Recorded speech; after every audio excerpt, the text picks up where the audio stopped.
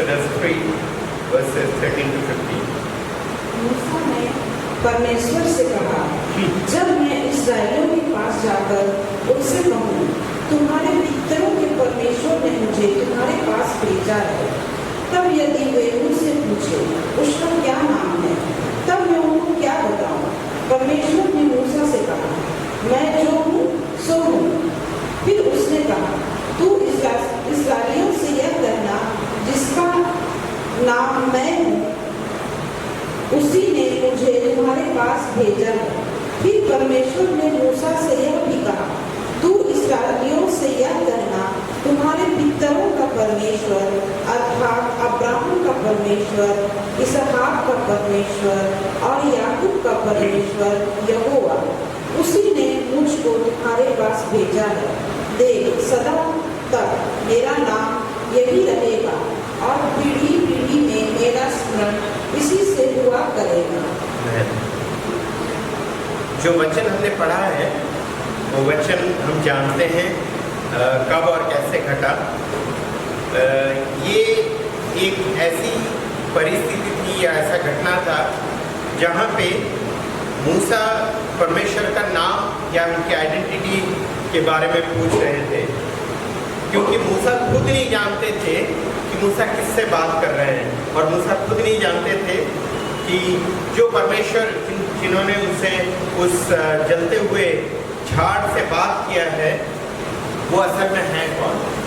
और इस चीज़ को समझने के लिए मूसा पूछते हैं खुदा से कि अगर अपने बारे में नहीं बोलते अगर इजरायलियों ने पूछा कि किसने मुझे भेजा है तो मैं उनसे क्या कहूँ।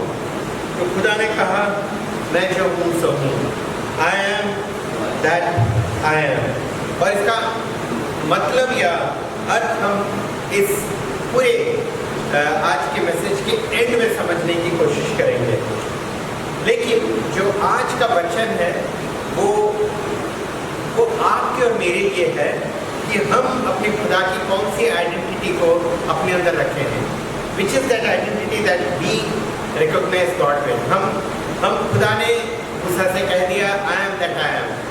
हमारे लिए परमेश्वर कौन है, या हम परमेश्वर को कैसे देखते हैं, या उनका चित्र हमारे दिल में क्या है। यूहन्ना 4:24 कहता है कि परमेश्वर खुदा आत्मा है और उसकी आराधना आत्मा में करने की ज़रूरत है। पहला यूहन्ना 4:8 कहता है कि खुदा प्रेम है। पहला यूहन्ना 1:5 कहता है कि खुदा ज्योति है। भजन संगीता 34:8 कहता है कि चख के देखो कि खुदा भला है। ये सारी चीज़ें खुदा की खूबियाँ हैं, ये एट्रीब्यूट्स हैं, ये उनकी विशेषताएं हैं। लेकिन इसके बावजूद खुदा मेरे लिए कौन है, मैं खुदा को कैसा पहचानता हूँ, मेरे जीवन में खुदा का क्या रोल है या क्या चिन्ह है, वो आज समझने की कोशिश करेंगे। कई बार हमारे मन में ऐसा लगता है या हमें ऐसा विश्वास होता है कि अगर मैं धार्मिक हूँ, बाइबल पढ़ता हूँ, प्रार्थना करता हूँ, उपवास रखता हूँ, चर्च आता हूँ, दशमांश देता हूँ और खुदा के लोगों की भलाई करता हूँ, तो मैं खुदा को अच्छी तरह जानता हूँ, खुदा की आशीषें मेरे ऊपर रहेंगी। लेकिन क्या मैं खुदा को अच्छी तरह जानता हूँ? क्या सिर्फ धार्मिक होना मुझे खुदा की पहचान को बढ़ने में मदद करता है क्या? Do I really understand the identity of God? क्या मैं खुदा को पहचान पाता हूँ धार्मिक होके? आइए धार्मिक इंसान के बारे में देखें और वो पाएंगे अय्यूब का 1:1 में। उस देश में अय्यूब नामक एक पुरुष था। वह खरा और सीधा था और परमेश्वर का भय मानता और बुराई से दूर रहता था। सारी खूबियाँ जो एक धार्मिक इंसान में होने की जरूरत है वो अय्यूब में थी। वो सीधा था, वो खरा था, परमेश्वर का भय रखता था और बुराइयों से दूर रहता था। अगर आपके आगे, आपके इर्द गिर्द, आपके चारों तरफ पे ऐसा इंसान रहता है, आप उसे धार्मिक मानेंगे। आप उसे मानेंगे धार्मिक क्योंकि वो खुदा से भय रखता है और बुराइयों से दूर रहता है। और ये जो धार्मिक इंसान है अय्यूब, अचानक से उसके जीवन में उथल पुथल हो जाता है। अचानक से उसके जीवन में बहुत सारी विपदा आती है। और ये कौन करता है? ये शैतान करता है। क्योंकि अगर आप देखें शैतान परमेश्वर को उकसाता है। जब परमेश्वर अय्यूब का वास्ता देते हैं कि मेरे दास अय्यूब के बारे में तुम जानते हो क्या, वो खरा है, वो भला है, तो 11वां पद देखें। परंतु अब अपना हाथ बढ़ाकर जो कुछ उसका है उसे छू, तब वह तेरे मुंह पर तेरी निंदा करेगा। तू जिसे खरा कह रहा है परमेश्वर, उसको तू छू, उसको कष्ट दे, उसके चारों तरफ उसमें लिखा है कि उसकी जो चीजें हैं, उसके चारों तरफ जो चीजें हैं उसको तो छू, उसको तो बर्बाद कर, और फिर देखते वो खरा रहता है कि नहीं। यानी कि शैतान परमेश्वर को बताने की कोशिश कर रहा है कि तेरी जो क्रिएशन है, तूने जिसको बनाया है, वो तब तक भला और खरा है जब तक उसके जीवन में तूफान नहीं आता है। जैसे ही तूफान आता है उसका असली रंग निकल आता है, और वो इसलिए कहता है कि तू अपना हाथ बढ़ा और छू। लेकिन खुदा क्या कहते हैं उसके बाद 12वें पद पे देखें। यहोवा ने शैतान से कहा, सुन, जो कुछ उसका है वह सब तेरे हाथ में है, केवल उसके शरीर पर हाथ न लगाना। तब शैतान यहोवा के सामने से चला गया।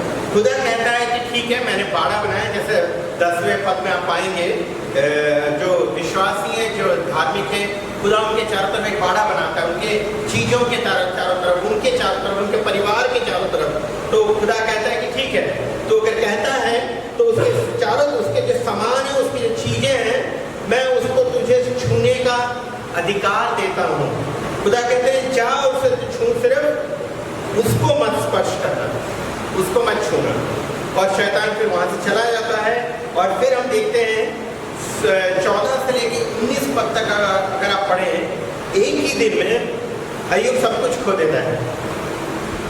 अय्यूब के समझ से परे होगा अचानक से ऐसा क्यों होता है। इनफैक्ट अगर आप 16 पद को देखें, उसके दास को यही लगता है। 16 पद को पढ़ दें।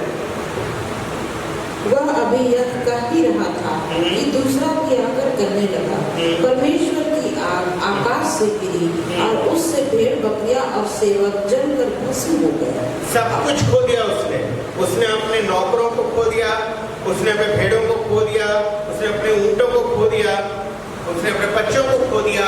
और जब उसने अपने भेड़ों को खोया, तब वो दास कह रहे हैं कि स्वर्ग से परमेश्वर की आग आई। यानी कि उसे भी लगा कि स्वर्ग से खुदा ने ये आग भेजा और ये सारा कुछ नष्ट कर दिया। 5 पदों में अय्यूब सब कुछ खो देता है, अचानक सब कुछ खो देता है। और फिर 19 पद को थोड़ा देख लें कि जंगल की ओर से बड़ी प्रचंड वायु चली और घर के चारों कोनों को ऐसा झोंका मारा कि वह जवानों पर गिर पड़ा और वे मर गए। यानी कि तेरे जो बच्चे थे, अय्यूब के कितने बच्चे थे? अय्यूब के 7 बच्चे थे, और वो पार्टी कर रहे थे। कैसे आपको पता चलेगा? 18वें पद के अंत में देखें, वो शराब पी रहे थे, खान पान कर रहे थे। और इतने में जब तक भेड़, जब तक ऊंट, जब तक दास मर रहे थे, अय्यूब को चोट तो लग रही होगी, लेकिन अय्यूब फिर भी सह रहा था। लेकिन जैसे ये खबर आती है कि तेरे बच्चों में घर गिर गया और तेरे सारे बच्चे समाप्त हो गए हैं, तब अय्यूब उठता है, 20वें पद में पढ़ा, और अपने कपड़े को फाड़ता है, अपने सर को मुंडवाता है। ये एक अपने दर्द और अपनी पीड़ा को जताने का, ये शोक मनाने का एक तरीका था उन दिनों का। और ये करता है, जब वो करता है, ये सब करने के बाद हमारे मन में आया होगा कि शायद अय्यूब अभी खुदा से पूछे, खुदा क्यों? मैं धार्मिक था, मैं खरा था, मैं आपका भय रखता था, मैं बुराइयों से दूर रहता था, फिर मेरे साथ ऐसा क्यों होने दिया? लेकिन उस पद के अंत में पढ़े उसका शेष भाग 20 का शेष भाग। तब अय्यूब उठा और बागा फाट सिर मुड़ाकर भूमि पर गिरा और दंडवत करके कहा, मैं अपनी माँ के पेट से दंडवत करके कहा, मैं अपनी माँ। एक मिनट, इसमें थोड़ा सा शब्दों को ठीक से इस्तेमाल नहीं किया गया है। अंग्रेजी में लिखा है he fell down upon the ground and worshipped। ये शब्द जो है खुदा की उसने आराधना की, ये ट्रांसलेशन में कहीं खो गया है। ये बहुत महत्वपूर्ण है हमें समझने के लिए कि जब अय्यूब ने सब कुछ खोया, तब अय्यूब उठता है, जमीन पे गिरता है और दंडवत करता है या वर्शिप करता है। यहाँ पे दंडवत पे रुक गया है, लेकिन आराधना करता है। वो घुटने पे गिरता नहीं है, सिर्फ वो खुदा की आराधना करता है। कैसे कोई कर सकता है? हमारे जीवन में कोई तूफान आता तो हम विचलित हो जाते हैं, और यहाँ पे इसने सब कुछ खो दिया है, अपने बच्चों तक को खो दिया है, और एक खुदा की आराधना कर रहा है। He is worshiping God। कैसे कर पा रहा है ये? कैसे वो कर पा रहा है? ये बताता है कि वो कितना खरा इंसान था, ये बताता है कि वो कितना धार्मिक था।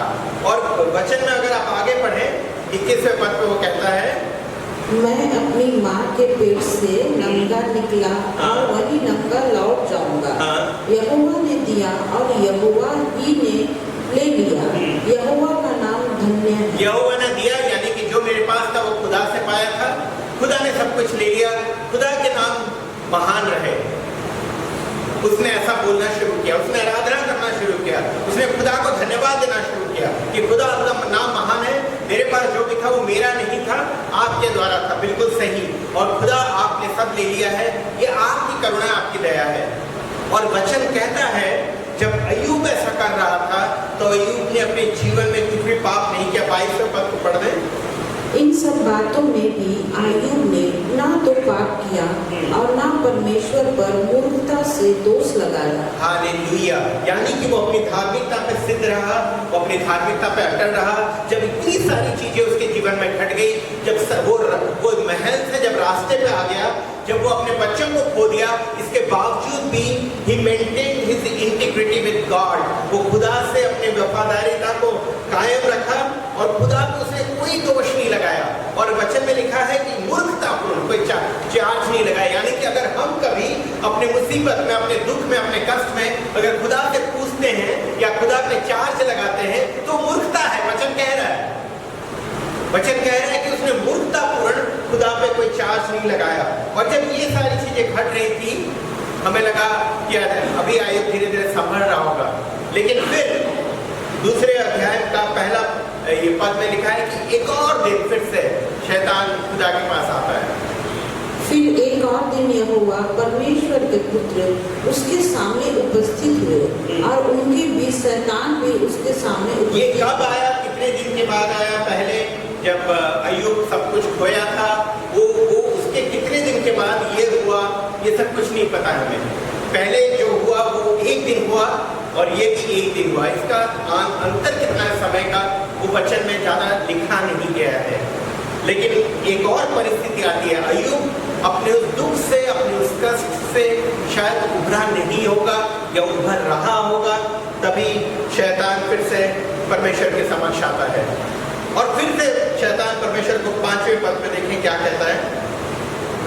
इसलिए केवल अपना हाथ बढ़ाकर उसकी 4 पद को पढ़ते हैं सिस्टर। शैतान ने यहोवा को उत्तर दिया, खाल के बदले खाल, परंतु प्राण के बदले मनुष्य अपना सब कुछ दे देता है। हाँ, ये शैतान कब कहता है पता है प्रियो? जब इसके पहले खुदा कहता है तूने मेरे दास अय्यूब को परखा है क्या?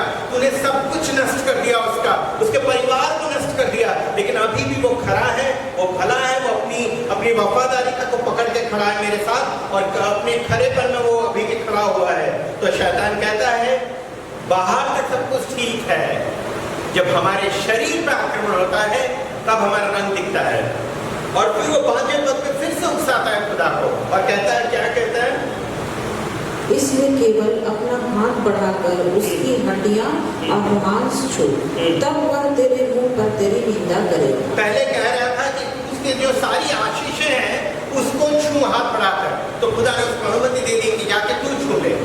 और फिर ये कहता है अभी इस बात कि तू उसको छू, उसके मांस, उसके हड्डी को, और फिर देखते हैं वो कितना खरा रहता है।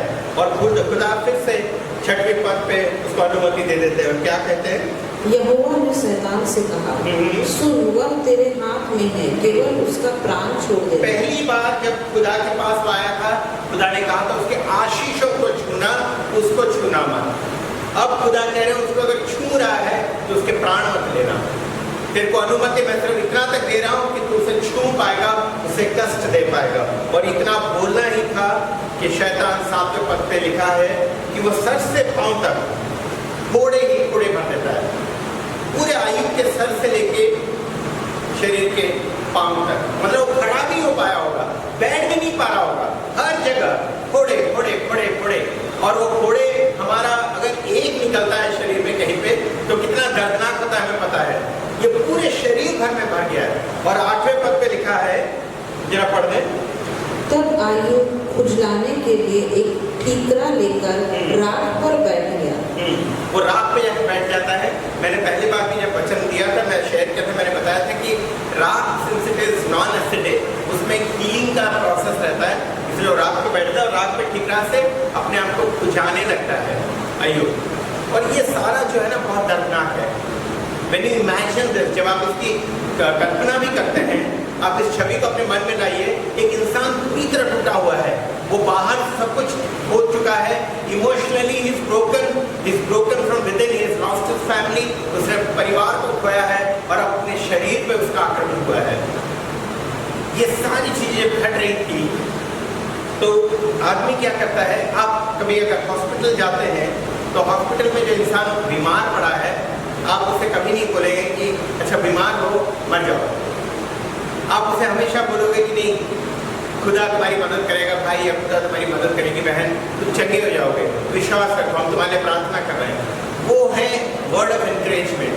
हम जब पूरी तरह डूबे रहते हैं, हम तब एक चीज का सहारा चाहते हैं कि कोई हमें इनकरेज वर्ड्स कहे। जब हम अंदर से टूटे रहते हैं, जब हम तूफानों का सामना करते हैं, तो हमारे मन में आता है खुदा काश कोई मुझे उत्साहित करे, मेरे टूटते हुए मनोबल को बढ़ाए। और ऐसे में अय्यूब को बहुत अच्छी पत्नी मिलती है। उन 9वें पद में देखें। तब उसकी स्त्री उससे कहने लगी, क्या तू अब भी अपनी खराई पर बना है? परमेश्वर की निंदा कर, अब चाहे मर जाए तो मर जा। पत्नी का पूरी तरह विश्वास टूट चुका होता है। इनफैक्ट अगर आप शुरू से पढ़ें तो कहीं पे लिखा नहीं है कि पत्नी खरी थी, कहीं पे लिखा नहीं था कि अय्यूब की पत्नी खरी थी, विश्वास में अटल थी, प्रभु के भय में अटल थी, वो सब नहीं लिखा, सिर्फ अय्यूब के बारे में लिखा है। और ये चूंकि इसकी पत्नी की, इसने भी वही देखा जो अय्यूब ने देखा, इसने भी अपने बच्चों को खोया, ये भी गरीबी में आ गई, ये भी अपने पति को हर दिन मरते हुए देख रही है, तो इससे और सहा नहीं गया। अन्यथा कौन पति अपने पति या पत्नी को कहेगी या कहेगा तो प्रभु को कोस और मर जा। एक विश्वास था उसके मन में कि ये शायद प्रभु को पकड़ के रखा है क्योंकि उसे जीना है, अगर ये प्रभु को कोस दे तो प्रभु इसे तुरंत मार देंगे। इसलिए वो कहती है अपने पति से कि प्रभु को तू क्यों खरेपन में टिका हुआ है, तो प्रभु को कोस दे और चाहे मरना है तो मर जा। लेकिन मरना है तो मर जा नहीं, इंग्लिश में लिखा है कर्स गॉड एंड डाई, यानी कि तू मरेगा ही मरेगा, तो खुदा को कोस और मर जा। और फिर अय्यूब कुछ कहता है, सुनिए जरा इसको गौर से। उसने मुझसे कहा, तू एक मूढ़ स्त्री सी बातें करती है, क्या हम जो परमेश्वर के हाथ से सुन लेते हैं दुख ना ले? इन सब बातों में भी अय्यूब ने अपने मुंह से कोई पाप नहीं। हालेलुया। अय्यूब जब उसकी पत्नी पूरी तरह टूट गई थी और टूट के उसने क्रोध में ये सब कहा, तो अय्यूब कहता है तू मूर्ख स्त्री जैसे बात कर रही है। क्या खुदा से हम सिर्फ अच्छी चीजों को ग्रहण करें? और उस पद को दोबारा पढ़ें, और पूरी 10वां का बीच का पद। क्या हम जो परमेश्वर के हाथ से सुख लेते हैं दुख ना ले? क्या हम सिर्फ सुख लें खुदा से, दुख ना ले? तू क्यों ऐसी बात कर रही है? और जब वचन कहता है, जब अय्यूब ये सब कह रहा था, अय्यूब अपने ओठ से ऐसा उसने कुछ नहीं किया जिससे उसके जीवन में पाप आए।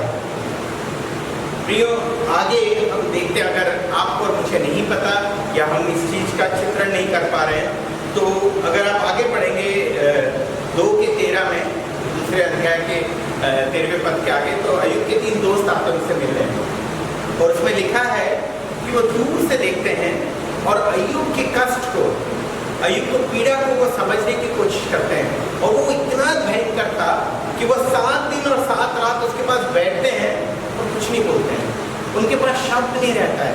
यानी कि आप सोच के देखिए कि वो इंसान कितना पीड़ा देके गुजर रहा है, लेकिन उसमें भी उसने एक बार भी खुदा से उसने कुछ भी बुरा भला नहीं कहा, उसने खुदा से कोई कंप्लेन नहीं की, कोई शिकवा नहीं की, कुछ नहीं, नथिंग, कुछ नहीं। बस खुदा को उसने धन्यवाद दिया।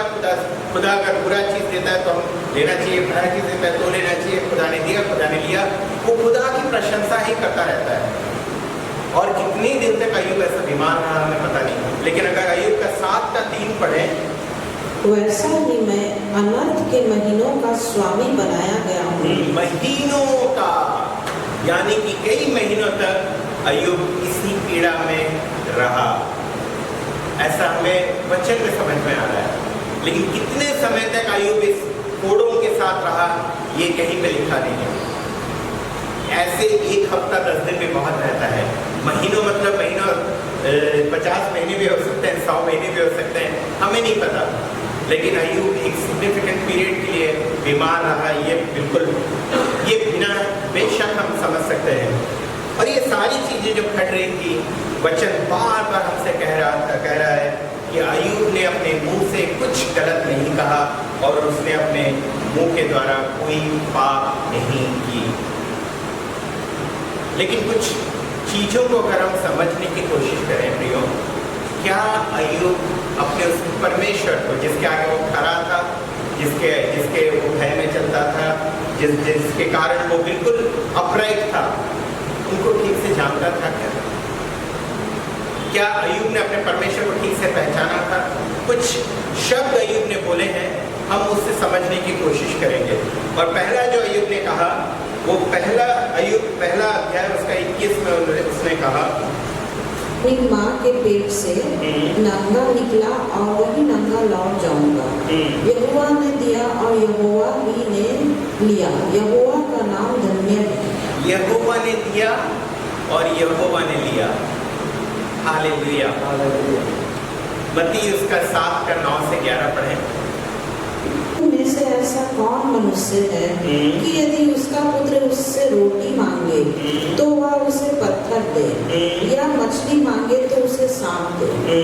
अतः जब तुम बुरे होकर अपने बच्चों को अच्छी वस्तुएं देना जानते हो, तो तुम्हारा स्वर्गीय पिता अपने मांगने वालों को अच्छी वस्तुएं क्यों न देगा? खुदा यहाँ पे समझाने की कोशिश कर रहे हैं पिता परमेश्वर के प्रेम को। We have a Father God who only gives, He doesn't take anything. अय्यूब ने कहा, खुदा तूने दिया, तूने लिया। खुदा लेने वाला खुदा नहीं है। खुदा हमारे दशमांश पे जिंदा नहीं रह रहा है। खुदा हमारे धार्मिकता पे जिंदा नहीं रह रहा है। खुदा हमारे उपवास पे जिंदा नहीं रह रहा है। He doesn't demand anything. He just wants our love. खुदा की तरफ हमारा प्यार चाहिए। और परमेश्वर उसी चीज़ को, प्रभु यीशु उसी चीज़ को समझाने के लिए वो बता रहे हैं कि तुम अगर सांसारिक पिता होकर अपने बच्चों को सब अच्छी चीज़ें देना चाहते हो, तुम्हारा पिता परमेश्वर तुमसे कितना प्रेम करता है। और उसने तो अपने इकलौते पुत्र को दे दिया। He's a God who only gives। पर ये शायद अय्यूब को पता नहीं था कि उस वक्त मत्ती लिखा नहीं गया था, ये मत्ती घटी नहीं। और एक और चीज़ जो हम अय्यूब के विचारों में पाते हैं, वो पाएंगे दूसरा अय्यूब दूसरे अध्याय का 10वां पद। उसने उससे कहा, तू एक मूढ़ स्त्री की सी बातें करती है। क्या हम जो परमेश्वर के हाथ से सुख लेते हैं दुख ना ले? यानी कि अय्यूब को ये विश्वास था कि सारा दुख खुदा ने दिया है। उस बेचारे की भी दोष नहीं है, उसे नहीं पता कि शैतान ये खेल खेल रहा है। हमें भी नहीं पता रहता है हमारे जीवन में अचानक से तूफान क्यों आ जाता है। हमें नहीं पता रहता है कि हमें अचानक से परीक्षाओं का सामना क्यों करना पड़ता है। हमें नहीं पता रहता है कि हम अचानक से तूफान के बीच से क्यों गुजर रहे होते हैं, क्यों आंसू बहाना पड़ता है। लेकिन हाँ, ये बात हमें समझने की ज़रूरत है कि खुदा ऐसा कभी नहीं करता। हाँ, होने दे सकता है। खुदा ने अनुमति दी थी शैतान को कि तू छू सकता है, लेकिन खुदा कोई परीक्षा नहीं लेता। अय्यूब उस चीज को, खुदा बाप के बारे में नहीं जानता था। एक कुछ 3 युवकों के बारे में भी देखेंगे और हम समझेंगे कि उनका चित्र खुदा बाप के बारे में क्या था। ये 3 युवकों को आप पाएंगे दानियल उसके 3 अध्याय में, और हम पढ़ेंगे 16वां पद। ये 3 यहूदी युवा थे, एक का नाम शद्रक था, एक का नाम मिशक था, एक का नाम अबेदनेगो था।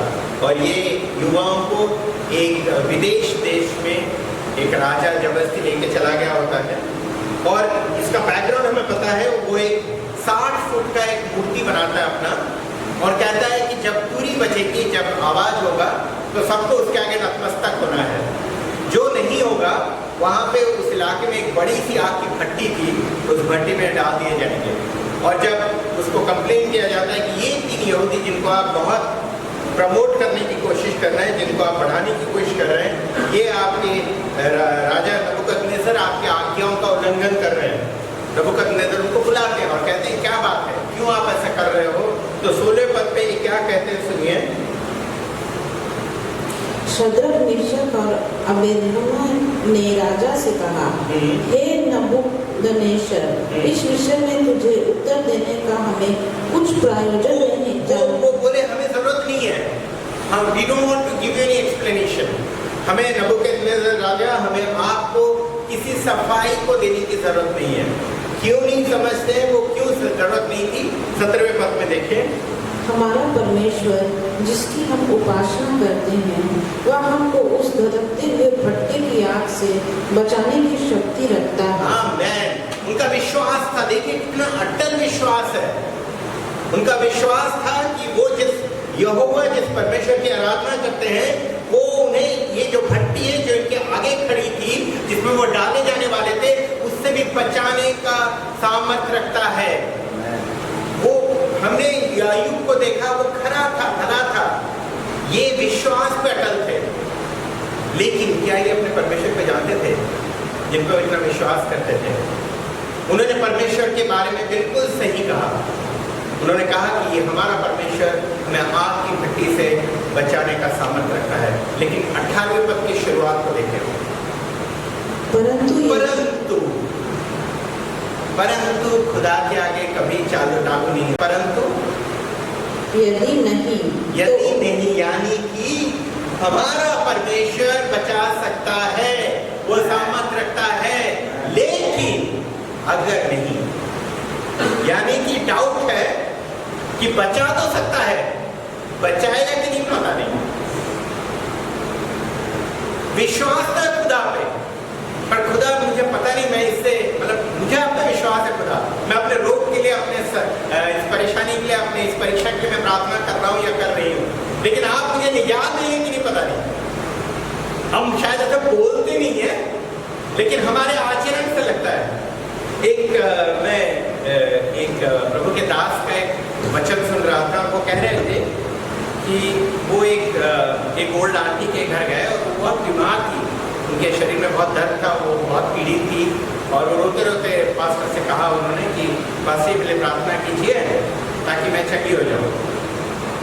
तो पास्टर ने कहा आप चंगी हैं, आप हो चुकी हैं, क्योंकि खुदा ने अपने वचन में कहा है by his stripes we are healed, उसके कोड़े खाने से हम चंगे हो गए। आप इसे मानती हैं? उन्होंने कहा मैं मानती हूँ। और आप विश्वास करती हैं? उन्होंने कहा मैं विश्वास करती हूँ। फिर पास्टर ने प्रार्थना किया, और पास्टर बता रहे हैं कि हमने प्रार्थना किया और वहाँ से निकले नहीं है, हम बैठे हुए, प्रार्थना हो गया, सब कुछ हो गया। हमने कहा आंटी आप बिल्कुल चंगी हो गई है, इसे रिसीव कर लें। हाँ मैं उस परमेश्वर पर विश्वास करती हूँ पास्टर, मैं ठीक हो गई। उन्होंने ये भी कह दिया। और जैसे ही एक फोन आया, अरे क्या बताऊं बेटा, दर्द भी हर तरफ है। पास्टर बोले हम वहां पे बैठे हुए हैं, हम अभी घर से भी नहीं निकले। विश्वास तो है लेकिन डाउट है। विश्वास तो है कि मेरा खुदा करेगा ये, लेकिन वाकई करेगा। विश्वास तो है कि खुदा मुझे चंगाई देगा, लेकिन क्या देगा? और शद्रक, मिशक, अबेदनेगो का विश्वास था उस परमेश्वर पे जो वाकई विश्वास योग्य है, लेकिन परंतु पे वाकई अटक जाते हैं, क्योंकि उन्हें पता नहीं था कि अगर नहीं करें तो हमारे खुदा बाप के इंसल्ट हो जाएगा। वो बचा सकता है, परंतु अगर नहीं करता है तो भी हम तेरे आगे नहीं झुकेंगे। ये वो अपने विश्वास पर अटल रहे, लेकिन विश्वास पर अटल रहना प्रियो साबित नहीं करता कि हम अपने परमेश्वर को पहचानते हैं। हम अगर धार्मिक हैं, हम सारी चीज़ों का पालन करते हैं, कलीसिया आते हैं, सब कुछ मानते हैं, तो भी ये प्रूव नहीं करता कि हम खुदा को अपने परमेश्वर को जानते हैं। परमेश्वर में विश्वास दृढ़ होने के बाद भी हम ये प्रूव नहीं कर सकते कि हम परमेश्वर को जानते हैं, जैसे इन तीनों भाइयों ने किया। इन्होंने परंतु लगा दिया। प्रियो, आगे जाके आप जानते हैं, हमें पता है अय्यूब को परमेश्वर ने सब कुछ दोगुना दिया। बच्चे सिर्फ 7 ही दिए, बाकी सब चीज़ें उसके 2 गुना हो गए। लेकिन बच्चों के बारे में लिखा है कि लड़कियाँ इतनी खूबसूरत थी कि उसका चर्चा हर तरफ होने लगा। पहले लड़कियों के बारे में ऐसा लिखा नहीं है। और शद्रक मिशक अबेदनगो के लिए खुदा प्रभु यीशु नीचे उतर आया, भट्टी में उतर आया और उनके साथ नाचने लग गए। ये सब हुआ, खुदा को वो जानते थे क्या? और ऐसा नहीं कि हर एक जितने पुराने नियम में लोग हैं, हर एक को इसी तरह अपने खुदा को देखते थे, ये बात नहीं है। पहला शमूएल 17:34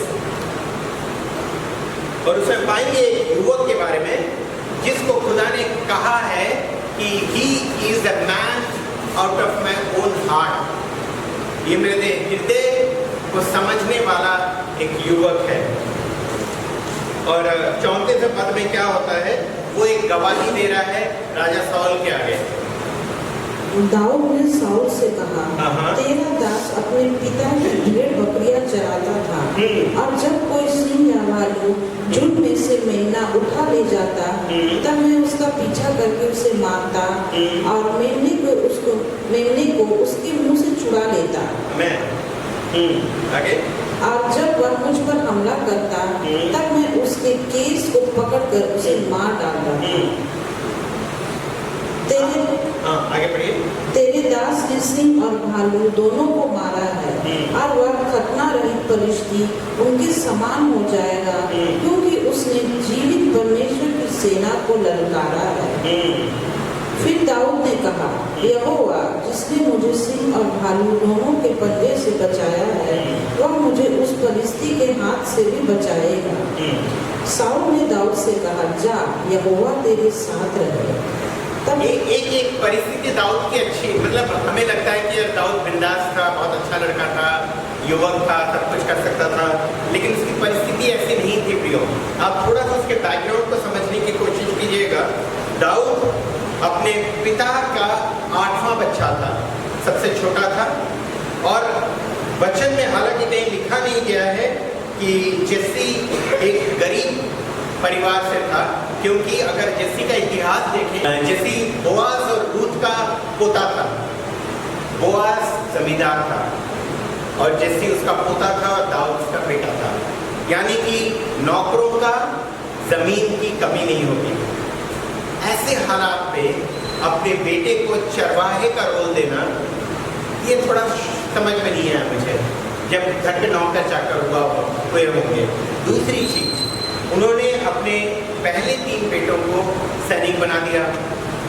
बाकी जो उसके 4 बेटे, उनके बारे में ज़्यादा कुछ लिखा नहीं है, लेकिन वो क्या करते भी पता नहीं है। लेकिन चरवाहा एक ही बंदा था, सबसे छोटा वाला, जो सबसे छोटे तरह का काम होगा परिवार में, वो दाऊद को सौंपा गया था।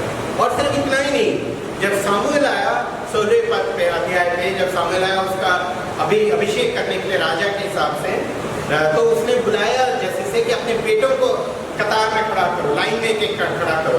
पहला बेटा आया, सामुएल को भी लगा अच्छा यही होगा, इतना ढील बड़ा लंबा अच्छा दिखने वाला। लेकिन खुदा कहता है मैं बाहर की चीज़ों को नहीं देखता। 1 गया, 2 गया, 3 गया, 4 गया, 5 गया, 6 गया, 7 गया। तब सामुएल पूछता आपका कोई और बेटा है क्या? तब पिता को याद आता है इस शेफर्ड के बारे में, उस चरवाहे के बारे में। पिता को पहले याद नहीं था, यानी पिता उसे कभी लायक ही नहीं समझा जिसे मैं सामुएल के आगे पेश करूं। जब आपके खुद के प्रियजन आपको ऐसे एक्सपेक्टेशंस में रखते हैं, तो आपका मोटिवेशन बहुत ज़्यादा नहीं होगा। जब आप मुझे जानते हैं वो आपको इतना अच्छा ओहदा देते हैं, तो you don't feel good about yourself. और ऐसे बैकग्राउंड से, ऐसे परिस्थिति से जैसे एक बार दाऊद को एक रिस्पॉन्सिबिलिटी देता है कि जा तेरे जो बड़े 3 भाई हैं जो साउल राजा के सेना के में शामिल हैं, उनकी भला चंगा के बारे में पूछना, उनको खाना देना और अच्छी खबर लेके आना।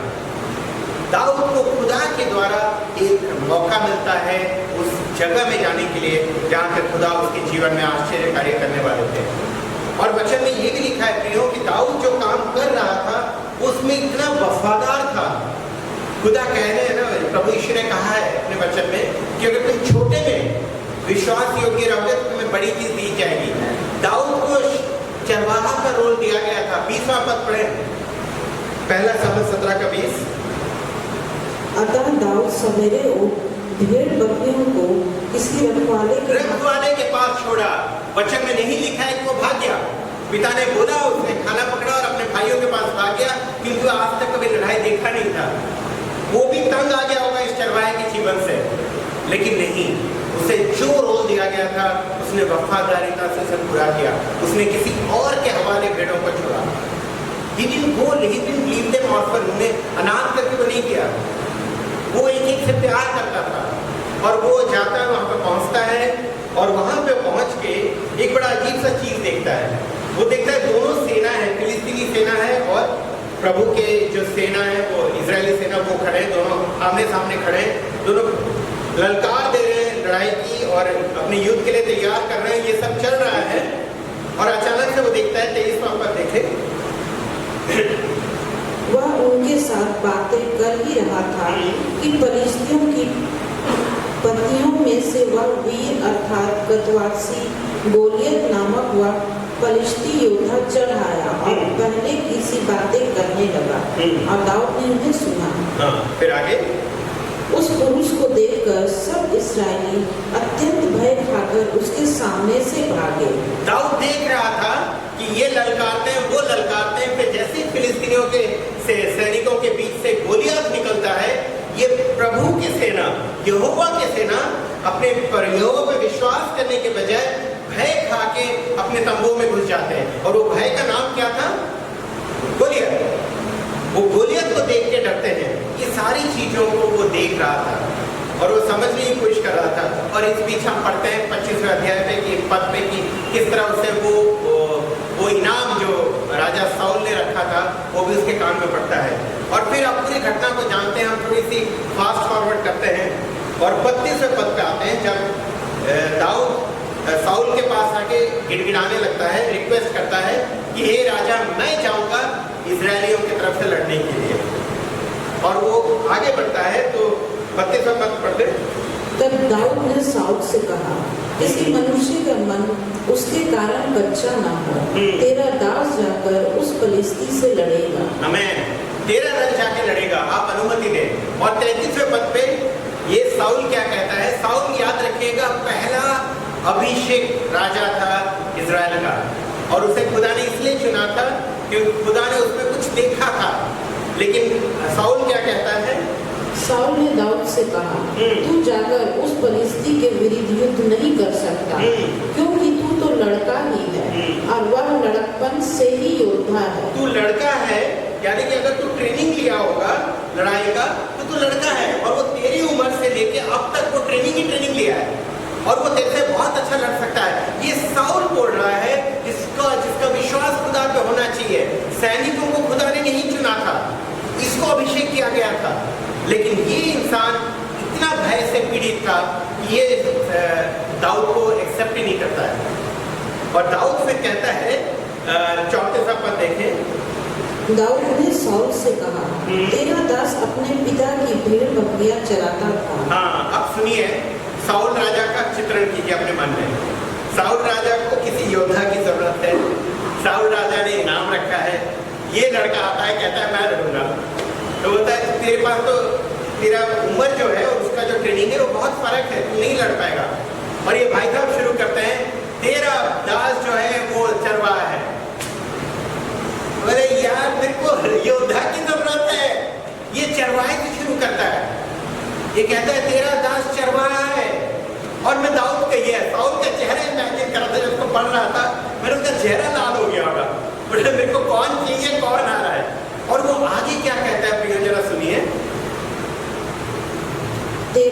पास अपने पिता की भेड़ बकरियां चराता था, और जब कोई सिंह या भालू झुंड में से मेमना उठा ले जाता, तब मैं उसका पीछा करके उसे मारता और मेमने को उसके मुंह से छुड़ा लेता। और जब वह मुझ पर हमला करता, तब मैं उसके केस को पकड़कर उसे मार डालता था। आपको कोई आके बोले, मैं लड़का कोई बोले, अपना हमारा साउल जैसा कोई लड़का आके बोले कि मैं शेर को, भालू को उसके बाल से पकड़ के मार दिया, वो मर गया, आप कितना विश्वास करेंगे बताइए?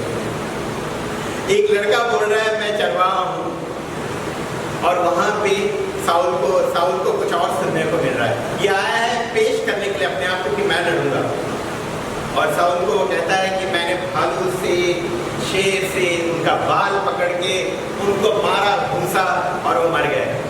हालेलुया। किसी ने देखा? सिर्फ दाऊद ने देखा और खुदा ने देखा। लेकिन एक चीज पे गौर कीजिएगा प्रियो, और वो आप पाएंगे 36वां पद पढ़ लें। तेरे दास ने सिंह और भालू दोनों को मारा है, और वह खतना रहित परिस्थिति उनके समान हो जाएगा। आमीन। अभी साउल का दिमाग पूरी तरह खराब हो गया होगा। वो भालू, वो शेर, वो सिंह के साथ अभी गोलियत को कंपेयर कर रहा है। ये कहाँ का लॉजिक है? भालू, सिंह और गोलियत। गोलियत 6 फुट का के ऊपर का एक दानव था, और ये भालू और ये दोनों जानवर थे। गोलियत के पास पूरा आर्मरी है, उसके हाथ में भाला था, उसके पास एक बंदा है जो उसका तलवार पकड़ा हुआ है, वो पूरी तरह लैस है युद्ध के लिए। और ये कह रहा है कि जिस तरह खुदा ने मुझे शेर से बचाया, भालू से बचाया, ये खतना रहित फिलिस्तीन से मुझे बचाएगा। हालेलुया। दाऊद हमें सिखाने की कोशिश कर रहा है, मेरे बेटे मेरी बेटियों, मैं अपने खुदा को जानता हूँ। खुदा जिसने मुझे मेरे बीमारी से छुड़ाया है, खुदा जिसने मुझे उस परेशानी से बचाया है। आज जब मैं अपने टूटे परिवार के लिए रो रहा हूँ या रो रही हूँ, मुझे खुदा, वही खुदा बचाएगा। परीक्षाएं अलग तरीके की होगी, लेकिन मेरे खुदा का उत्तर एक ही है। हालेलुया। वो तरफ विजय देने जानता है, और वही दाऊद समझाने की कोशिश कर रहा है।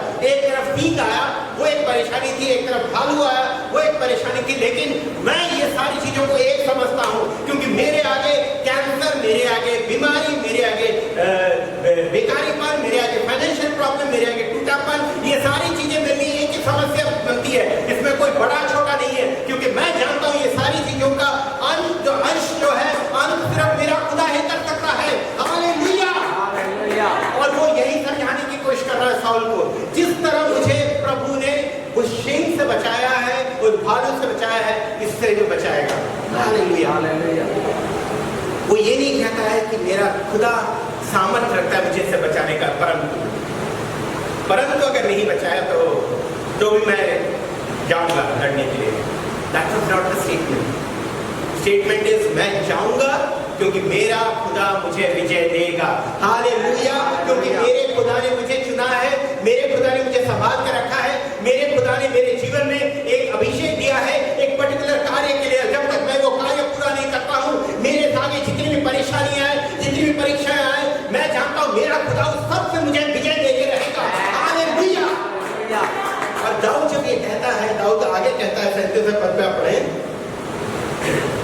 फिर दाऊद ने कहा, यहोवा जिसने मुझे सिंह और भालू दोनों के पंजे से बचाया, वह मुझे उस परिस्थिति के हाथ से भी बचाया। आमीन। ये चीज साउल को भाता है, क्योंकि अगर आप साउल राजा की जगह पर होंगे तो आप समझने की कोशिश करोगे कि मैं इसको कैसे भेजूं, क्योंकि ये अगर मर जाएगा, इसको अगर कुछ हो जाता है तो पूरा इजराइल खत्म हो जाएगा। वो उसकी ललकार थी गोलियत की, तुम एक इंसान को भेजो, मैं यहाँ पे खड़ा हूँ, हमें से जो हारेगा पूरा लड़ाई उसी पे खत्म हो जाएगा। लेकिन जब दाऊद ये कहता है तो साउल दाऊद की आंखों में वो विश्वास देखता है, और वो विश्वास प्रिय दाऊद की आंखों में अपने आप नहीं आता है, वो इसलिए आता है क्योंकि वो खुदा बाप के दिल को जानता है, वो खुदा बाप के प्रेम को जानता है, वो खुदा बाप के वफादारिता को जानता है। वो जानता है मेरी परिस्थिति चाहे कुछ भी हो, मेरा खुदा बदलने वाला नहीं है। हालेलुया। हालेलुया। और फिर आगे हम पढ़ते हैं 43 पद में। 43 पद को जब पहुंचने से पहले हम देखते हैं दाऊद क्या करता है। दाऊद गोलियत की तरफ लड़ने निकलता है। दाऊद के ऊपर प्रियो कोई वो लड़ाई की कोई भी वस्त्र नहीं होती है। वो वही चीजों को पहना रहता है जिस वस्त्र को पहन के वो अपने भाइयों को खाना देने आया था। और वो क्या करता है, बच्चे ने लिखा है कि वो जब जा रहा था गोलियत की तरफ, वो 5 पत्थर को उठाता है, अपने गुलेल को पकड़ता है और अपनी छड़ी को पकड़ता है। ये 3 चीजों को वो तब इस्तेमाल करता था जब वो भेड़ों को चराता था। यानी कि प्रियो, दाऊद बताने की कोशिश कर रहा है, it doesn't matter what problem you are facing, you don't have to become an extraordinary prayer warrior. तुम्हें एक आश्चर्य तरीके से कुछ अलग चीज करने की जरूरत नहीं है। अरे ये तूफान बहुत बड़ा है, मैं फास्टिंग और प्रेयर करूंगा। अरे ये परीक्षा बहुत बड़ी है, मैं घुटने पे आ जाऊंगा। जरूरत नहीं है। खुदा कह रहा है कि जिस तरह मेरा बेटा मेरी बेटी तो मेरे साथ है, जिस तरह तूने अभी तक विश्वास दिखाया है मेरे ऊपर, जिस आंसू बहा के जैसे प्रार्थना कर रही है या कर रहा है, वैसे ही करते रहे, क्योंकि सिर्फ वही कि उसी के द्वारा मैं तुझे जय दूंगा।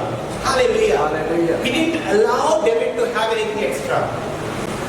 दाऊद जब गोलियत से लड़ने जा रहा था, दाऊद के पास कुछ नहीं था जो अलग था जब वो भेड़ों को चराने जाता था।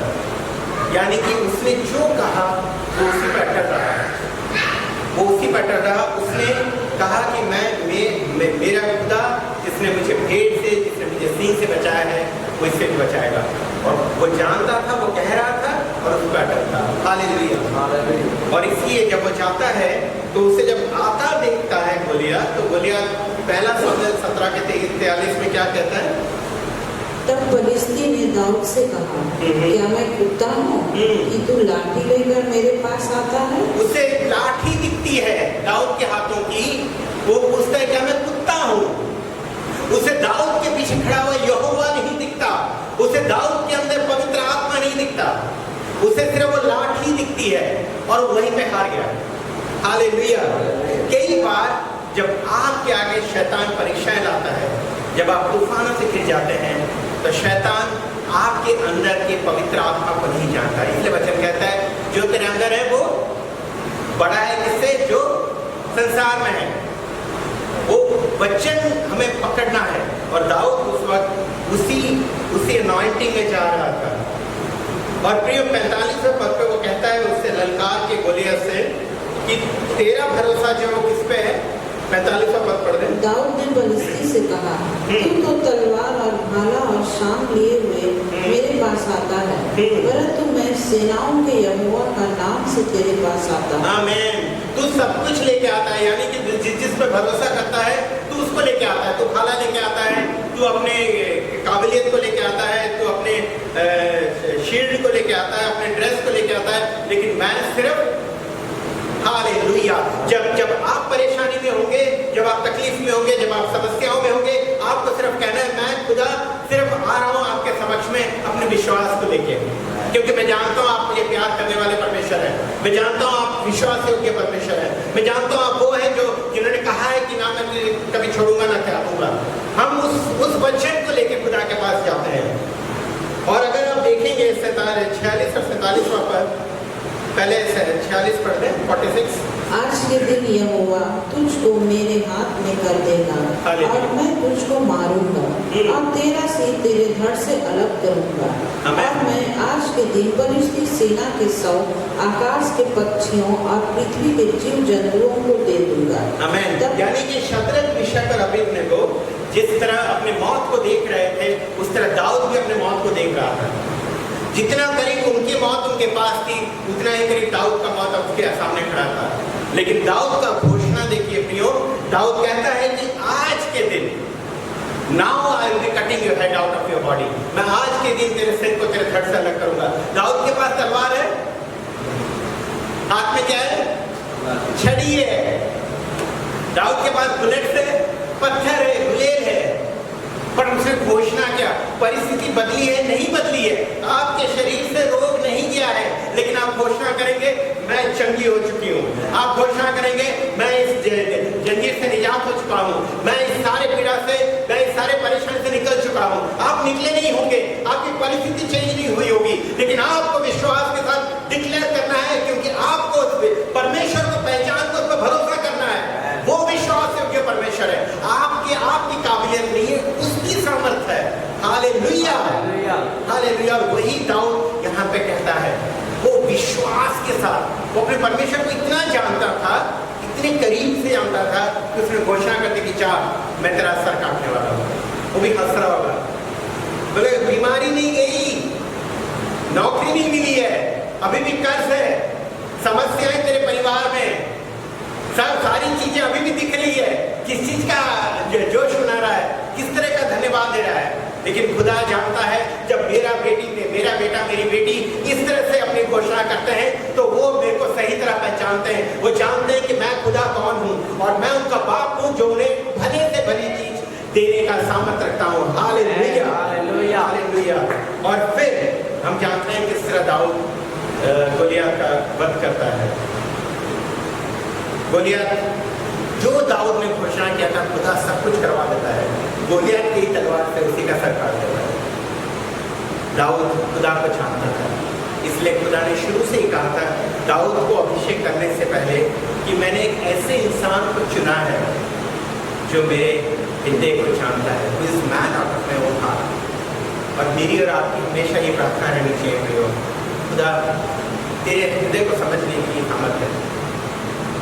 जब भी दुख आए, जब भी कष्ट आए, जब भी तकलीफ आए, जब भी परेशानी आए, हम सिर्फ खुदा से यही मांगे, खुदा तेरे हृदय को समझने की कोशिश करें, तेरी योजनाओं को समझने की कोशिश करें, क्योंकि उस पर भरोसा करते हैं, उस पर मैं विश्वास करता हूँ या करती हूँ। एक और इंसान था जो बहुत ही हाइपर था और बहुत ही जोशीला था।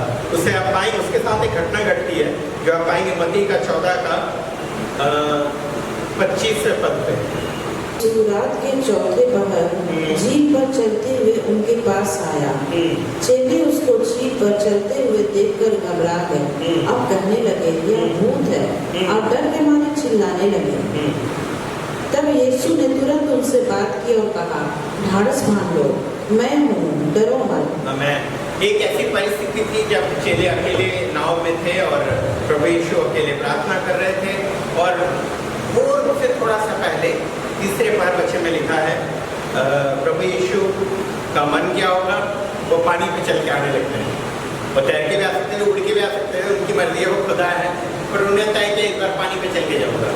और जो पानी पे चलते आ रहे थे, इन्होंने पानी पे चलते हुए किसी को देखा नहीं था पहले, इनको लगा पानी पे सिर्फ आत्मा ही चल सकती है, तो इन्हें भूत लगा। और भोर भोर का समय था, चीज़ें भी इतनी स्पष्ट रूप से दिखती नहीं है, दिखती है और दिखती नहीं है। तो जैसे ही प्रभु यीशु ने कहा मैं हूँ और भय मत करो, 27 पद पर लिखा है Be of a good cheer, it is I, be not afraid। Hindi में क्या लिखा है? तब यीशु ने तुरंत उनसे बातें की और कहा ढाढ़स बांधो, मैं हूँ, डरो मत। डरो मत। जैसे खुदा कहते हैं, सर्टिफाई करते हैं कि मैं हूँ, डरने की बात नहीं है, तो पतरस सवाल करता है 28 पद पे, और सवाल करता है कि खुदा क्या लिखा है बहन पढ़ो। पतरस ने उसको उत्तर दिया हे प्रभु, यदि तू ही है तो मुझे अपने पास पानी पर चलकर आने की आज्ञा दे। आमीन। यानी कि पतरस जानता था, जिस तरह दाऊद जानता था, पतरस जानता था कि अगर प्रभु यीशु है तो मुमकिन है। Hallelujah. If God is there, then everything is possible. It doesn't matter मैं किस परिस्थिति में हूँ, मेरी समस्या कितनी बड़ी है, मेरी परेशानी कितनी तोड़ने वाली है, मेरी जंजीरें कितनी पुरानी हैं, जब प्रभु है तो हर कुछ संभव है, हर कुछ का निजात संभव है, हर चीज का आंसर संभव है, हर चीज में विजय संभव है। इसलिए पतरस कहता है खुदा अगर तू है तो मुझे अनुमति दे कि मैं तेरे पास वैसे ही आऊँ जैसा तू आया, यानी कि पानी पे चल के आऊँ। और पतरस चलता है, अगर आप उसके आगे वाले पद में देखें, और वो इसलिए चलता है क्योंकि उसे विश्वास था, वो जानता था। इसलिए वो पहले पूछता है कि खुदा अगर तू है तो, अगर कोई और है तो मैं नहीं आऊँगा, अगर तू है तो मैं कर सकता हूँ। और हमें वो विश्वास करने की जरूरत है प्रभु यीशु पे। प्रभु अगर तू है तो ये असंभव कार्य को मैं कर सकता हूँ, प्रभु अगर तू है तो ये लड़ाई को मैं लड़ सकती हूँ, प्रभु अगर तू है तो मैं इसमें विजय पाके रहूंगा, प्रभु अगर तू है तो इसका उत्तर मुझे मिलेगा, प्रभु अगर तू है तो जितना भी बड़ा समस्या क्यों ना हो मैं इसको पार करूंगा, प्रभु अगर तू है कि अंधकार टूटेगी, प्रभु अगर तू है इस खाई से मैं निकल के रहूंगा, प्रभु अगर तू है तो इस टूटेपन से मैं विजय पाऊंगा, प्रभु अगर तू है तो मेरा परिवार उद्धार पाएगा। Hallelujah, hallelujah. और ये प्रभु को की सही पहचान है प्रियो, जो पतरस जानता था, जो दाऊद जानता था।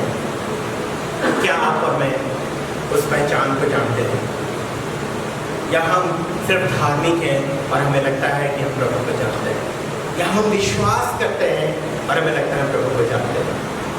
प्रियो, धार्मिकता सही है अपनी जगह पे, वो होना ज़रूरी है, क्योंकि पवित्र आत्मा की प्रेजेंस में हमें धार्मिक रहना ज़रूरी है। लेकिन धार्मिकता का होना मतलब नहीं है कि हम अपने खुदा बाप को पहचान लें। अगर हम विश्वास रखते हैं परमेश्वर पे, जैसे कि किसी ने कहा, पौलुस ने कहा था, शैतान भी मानता है कि खुदा है, वो भी जानता है खुदा है, उसे भी विश्वास है, हमें भी विश्वास है खुदा है। लेकिन हमारा विश्वास क्या होता है, अपनी परीक्षाओं में थोड़ा डगमगा जाता है। हम प्रभु पे कब विश्वास करते हैं पता है, जब हम चीज़ों को होते हुए देखते हैं, हमारे आगे कोई किसी का भूत छूट रहा है, हाँ ये तो प्रभु का काम है, क्योंकि मैं जिस तरह से उस इंसान को तड़पते हुए देख रहा हूँ, जिसमें वो चीख रही है, चिल्ला रहा है, पता चल जाता है कि पवित्र आत्मा का काम है। तब मेरे दिमाग में आता है कि ठीक है, विश्वास कर सकता हूँ। लेकिन खुदा कहता है, I am always like that, मैं तेरा पिता हूँ, मैंने तुझे तेरे माँ की कोख से चुन लिया था, मैंने तेरे पूरी जीवन को अपने इतिहास में लिखा है, मैं तेरे नाम को अपने हाथ में रखा हूँ, तेरे सिर के बालों की गिनती में जानता हूँ। हमें अगर लगता है कभी कि हम इस लड़ाई में अकेले हैं और हमें लगता है कि हम शायद टूट जाएंगे, हमें अपने परमेश्वर को पहचानने की जरूरत है। We are required to identify our God. अगर ऐसा लग रहा है तो प्रिय, क्या मैं अपने पिता परमेश्वर को सही से जानता हूँ? क्या मैं वैसे जानता हूँ जैसा वो है? क्या मैं जो भी बाइबल में पढ़ रहा हूँ उसे ग्रहण किया हूँ क्या? आइए अपने आंखों को ईश्वर को